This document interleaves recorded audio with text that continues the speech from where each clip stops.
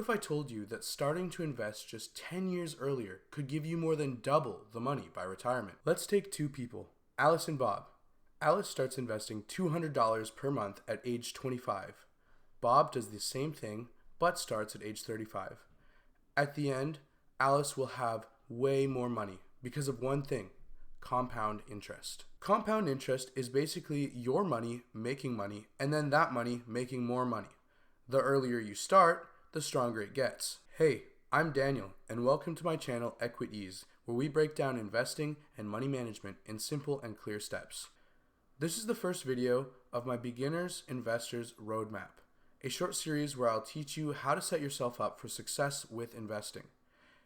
In this episode, I'll give you a brief overview, and in later episodes, we'll do a deeper dive into each topic. Here's the truth: time in the market beats timing the market.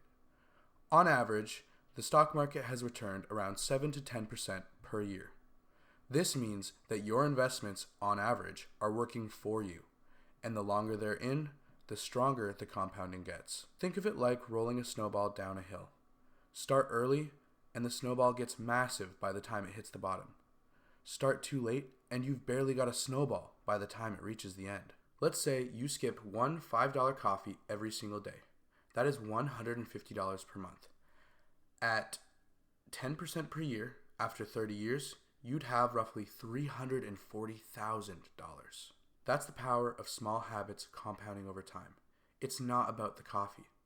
It's about how little amounts invested early can compound into life-changing money over time. Now, before you invest a single dollar, it's important to have the basics in place. Otherwise, investing can actually set you back. 3 things you should have in place before you start.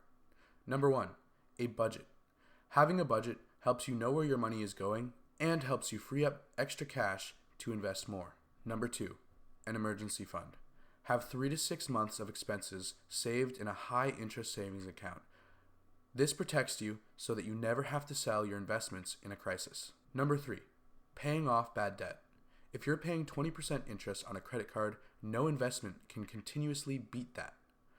By paying off bad debt, you are guaranteeing a return equal to the amount of interest that you're paying. If you do these first, then your investments will be built on solid ground. When I first started investing, I didn't build an emergency fund. And of course, life hit me. My car broke down. And if my parents weren't there to help pick me up, I would have had to sell some of my investments and lose out on the 10% per year in order to fix the issue I had gotten myself into.